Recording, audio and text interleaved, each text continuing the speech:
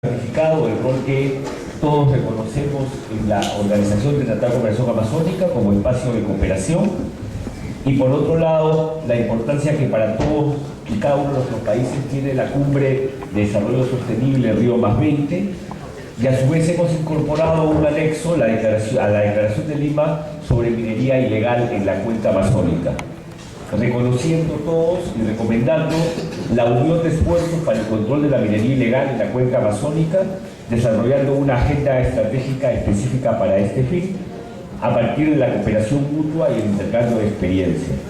Y a su vez hemos convenido en conformar un grupo de trabajo especializado para desarrollar la estrategia común sobre minería ilegal en la Amazonía y proponer mecanismos de cooperación necesarios para hacer efectiva dicha estrategia. Entonces, ratificando la importancia que tiene para nosotros esta declaración de Lima, quedamos atentos, porque pueden formularme por favor las preguntas que les estimen, para las preguntas que tengan a bien formular. Ministro, sobre este nexo de... Sí, por favor, si se puede identificar con todo. Se viene su realidad a PP Noticias. Ministro, sobre este anexo de minería ilegal, usted dice que es un flagelo que ataca a varios países. En este caso, de repente ha podido compartir la experiencia que hemos tenido acá en Perú. Así es, el tema de la minería ilegal es un tema que es una dificultad, una complejidad común en la cuenca amazónica, que no es nueva, tiene muchos años. Situaciones vinculadas a dragas se dan en muchos de los países, contaminación de ríos por sustancias tóxicas vinculadas a la minería ilegal se dan en muchos países de la cuenca amazónica.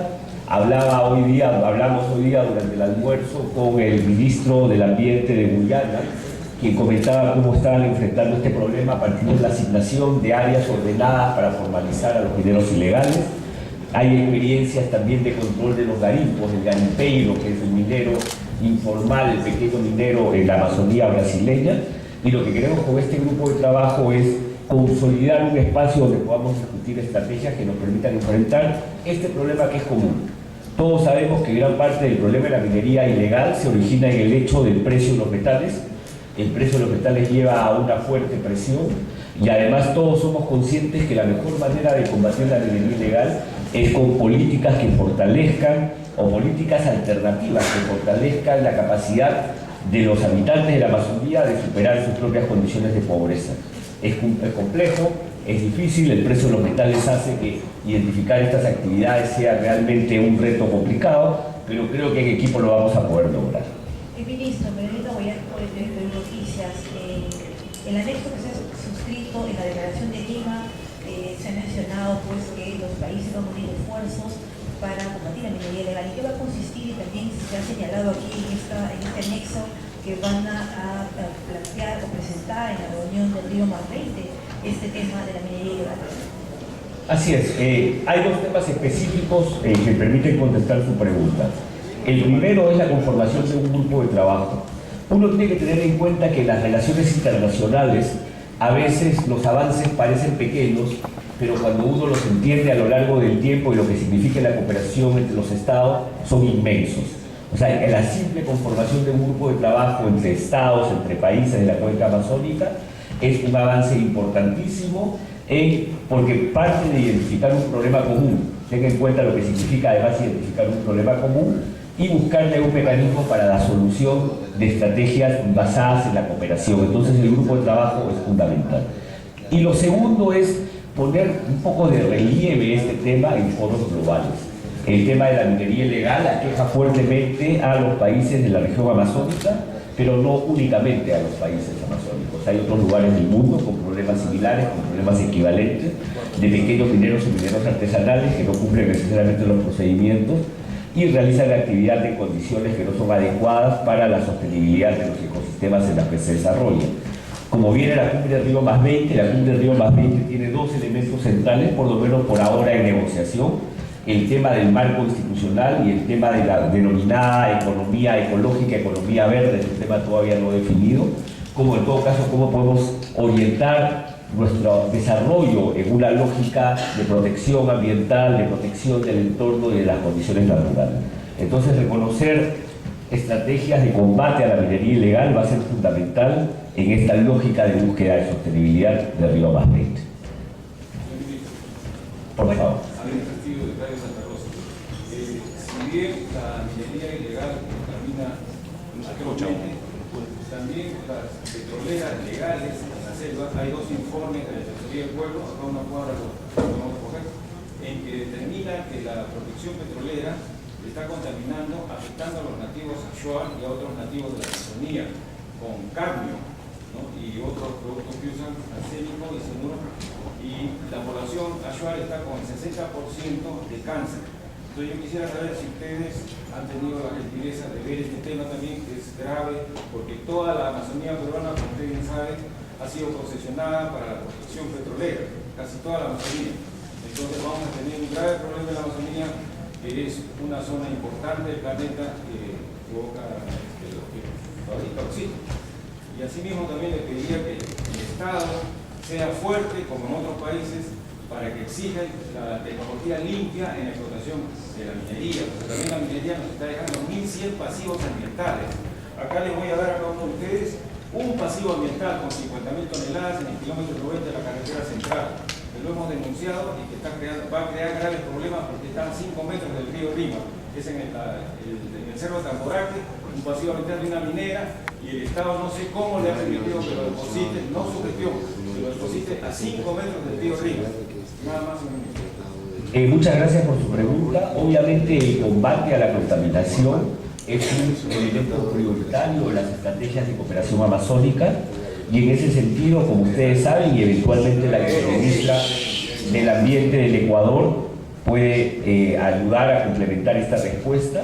Estamos viendo que este tipo de estrategias pasan, por ejemplo, por lo que Ecuador viene desarrollando con la estrategia Yasuní-ITT, en donde el presidente del Ecuador y la República del Ecuador ha planteado mantener el hidrocarburo en el subsuelo en función a una compensación que pasa por una parte de lo que sería la rentabilidad de este petróleo. Entonces, estos son casos emblemáticos, son mecanismos, son formas de las cuales todos los estados aprendemos, todos los estados empezamos a tener en cuenta. Hay también estrategias en las cuales la cooperación bilateral en el ámbito de los países amazónicos nos ha ayudado a avanzar.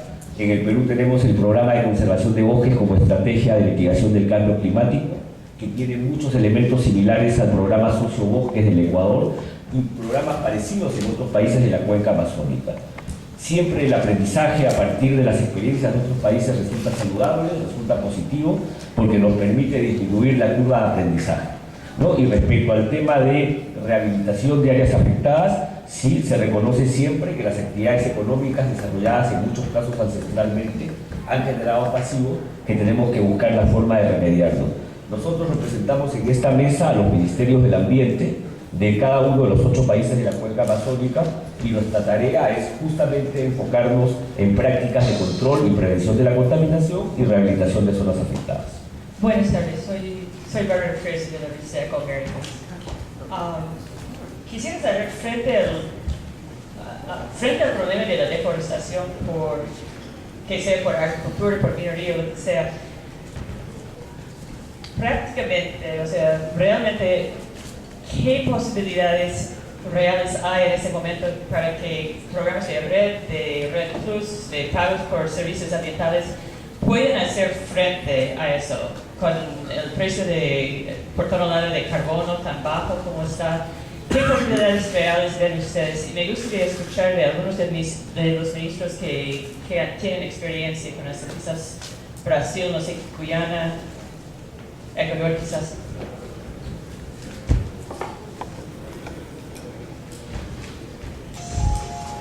Bueno, no sé si los torturo por el portuñol o hablo en portugués. Vamos, si no me queda claro, por favor, solicite que clarifique. Lo que se pasa en Brasil es que el tema de los bosques es clave para el desarrollo de la región y del país. Brasil está logrando resultados extraordinarios desde el punto de vista del combate a la deforestación, pero siempre con instrumentos de comando y control, represión, fiscalización. Estamos disminuyendo el acto de deforestación en la Amazonia. Esto es importante, pero no es suficiente. Precisamos de desarrollar una economía forestal sostenible, con inclusión, que creamos recientemente el programa Beca Verde para que vincula las poblaciones pobres de la región, empieza a trabajar para la manutención de la cobertura nativa. Pero eso no es suficiente para el debate. ¿Por qué? Porque la exploración de la madera ilegal es muy fuerte y tenemos que crear mecanismos de generar incentivos para una economía forestal sostenible y que sea rentable pero con inclusión social. Los mecanismos de red, el país no tiene todavía una posición. Y no tenemos una posición en cuanto no estuviéramos convencidos que sea una buena política para el país. Eso es el mayor activo del país desde el punto de vista de naturaleza. Esos activos de la región amazónica son activos que muchos investidores, muchos otros países quieren transaccionar ahora inmediatamente en los términos que convienen a ellos, pero que no convienen a nosotros. Estamos trabajando con los ministerios de Agricultura, de Ganadería, Ciencia y Tecnología, Desarrollo Social, Hacienda y Chancelería para producir la posición del país. Pero esa es una discusión que queremos hacer en nuestros términos, los términos del Brasil, de los países de la región amazónica, no en los términos de los países que ya no tengan lo que negociar desde el punto de vista de bosques. Esa es la posición de Brasil hoy y seguiremos en esta posición porque tenemos claro que si no logramos desarrollar una estructura productiva que sea positiva para la inclusión social, no podemos transaccionar carbono con otros. Ese es el momento. Estamos también votando en el Congreso el proyecto del Senado del Código Florestal, que definirá la política del país para recuperación y regeneración de áreas. Esto es clave. Queremos salir de la posición de defensiva desde el punto de vista de florestamento para una posición proactiva y de generar, producir florestas, no solo impedir la deforestación. Muchas gracias. Una pregunta más, por favor. Gabriela Ramírez, del Centro para la Investigación Forestal Internacional. La pregunta es, hace 20 años bosques ocupó un lugar preponderante en la Conferencia sobre Desarrollo Sustentable. Este año se han definido 7 temas y bosques no está ahí. ¿Cuál es la opinión de que los bosques se hayan quedado esta vez rezagados? ¿Cuál es la posición conjunta para mostrar en Río 20 que bosques son importantes para el mundo? Los bosques están presentes en muchos de los 7 temas. Cuando se habla de energía, de clima, de agua, esa es la discusión de bosques también. No están nominadas explícitamente, pero están en la discusión. Desde el punto de vista de la posición conjunta, estamos discutiendo entre nosotros la posibilidad de tener un encuentro antes de la conferencia para profundizar los temas que nos unen en el contexto de la negociación de los Río +20, los 8 países integran el grupo de los 77, pero queremos profundizar más a nuestra identidad en cuanto país de la cuenca amazónica.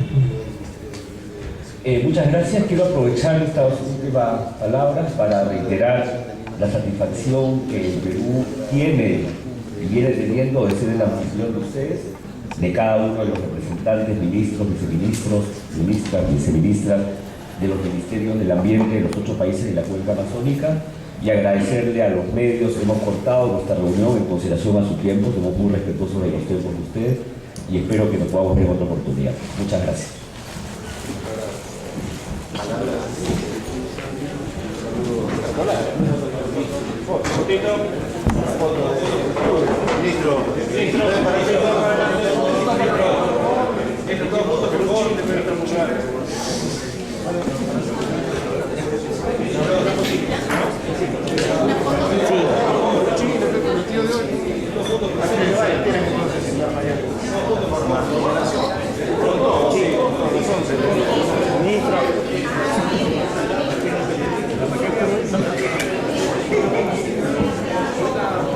Ya, bueno.